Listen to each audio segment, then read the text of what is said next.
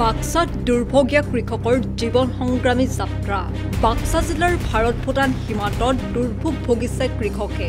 বছৰ বছৰ ধৰি বেলচাৰে বালি খান্দি খেতি পথাৰলৈ পানী যোগান ধৰি আহিছে কৃষকে। ক্ষতিগ্ৰস্ত অঞ্চলসমূহ হৈছে হুৱনখাটা, ডিমাপুৰ, জপা, উত্তৰকুছি, বিজগাঁও, বিলপাৰ প্ৰমুখ্যে বৃহত্তৰ অঞ্চল। উক্ত ঠাইসমূহৰ ৰাইজে জীৱন সংগ্ৰাম চলাই অহা পৰিলক্ষিত হৈছে। এই বিষয়টো এতিয়ালৈকে অসম চৰকাৰৰ জলসিঞ্চন বিভাগৰ দৃষ্টিগোচৰ হোৱা নাই।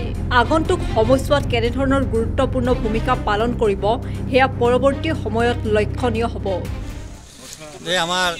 আমাৰ জপাদং পাগলদিয়া ২ নং গ্ৰুপ বান্দং কমিটিৰ তত্বাৱধানত এই যে পগলা নদীৰ পৰা আমি আজি প্ৰায় 1979 চনৰ পৰা আৰম্ভ কৰি আমাৰ খৰাং আমাৰ জপাদং অঞ্চলৰ যিখিনি খৰাং পীড়িত অঞ্চল আৰু সেইকাৰণে আমাৰ মানুহখিনি জীয়াই থকাৰ কাৰণে যেতিয়াকৈ পানীৰ প্ৰয়োজন সেয়ে আমি পাগলদিয়া নদীৰ পৰা পানী সৰবৰাহ কৰি জীৱন নিৰ্বাহ কৰিছিলোঁ। কিন্তু দুৰ্ভাগ্যবশতঃ বৰ্তমান আমাৰ এই পগলা নদীটো তাৰ যিখিনি নদীৰ যিখিনি সোঁত এইটো দ হৈ যোৱাৰ কাৰণে যে আমি বিভিন্ন প্ৰকাৰে ৰাইজৰ হতুৱাই আমি কামখিনি পানীখিনি নিয়াৰ কাৰণে আমি যত্ন কৰি আহিছিলোঁ।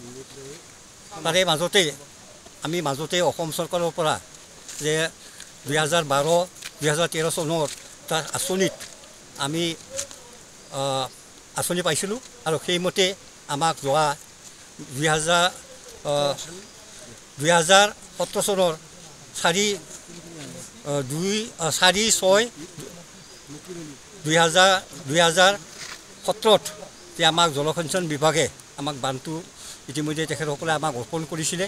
কিন্তু দুখৰ বিষয় যে বৰ্তমান আমাৰ যিখিনি নদীৰ সোঁত সেই সোঁতটো ক্ৰমান্বয়ে দ হৈ যোৱাৰ কাৰণে আমি পানীৰ পৰা বঞ্চিত হ'বলগীয়া হৈছে।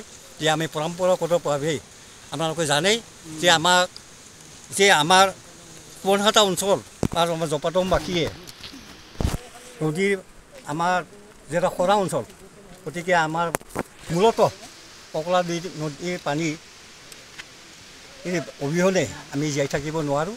সেইকাৰণে আমি ইতিমধ্যেই আমি মাজতে আমাৰ যিহেতু বানপানীৰ সময়ত যিটো আমাৰ কেনেল এইটো আমাৰ বালি শিলেৰি ভৰ্তি হোৱাৰ কাৰণে আমি JCP LNT লগাই পেলাই আমি ইতিমধ্যে আমাৰ যিখিনি কেনেল পানী যোৱা কেনেল এইখিনি আমি শিল বালিবলৈ উঠাইছিলোঁ। কিন্তু দুৰ্ভাগ্যবশতঃ যে এই শেষৰ বানত যে আমাৰ শিল বালি ইতিমধ্যে আমাৰ কেনেলত ভৰ্তি হৈ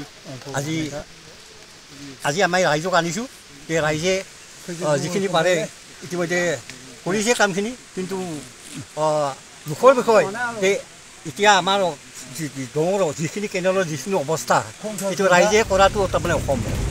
বাক্সাৰ হুৱনখাটাৰ পৰা জ্যোতিষ কলিতা, নিউজ ডেস্ক ৰিপৰ্ট।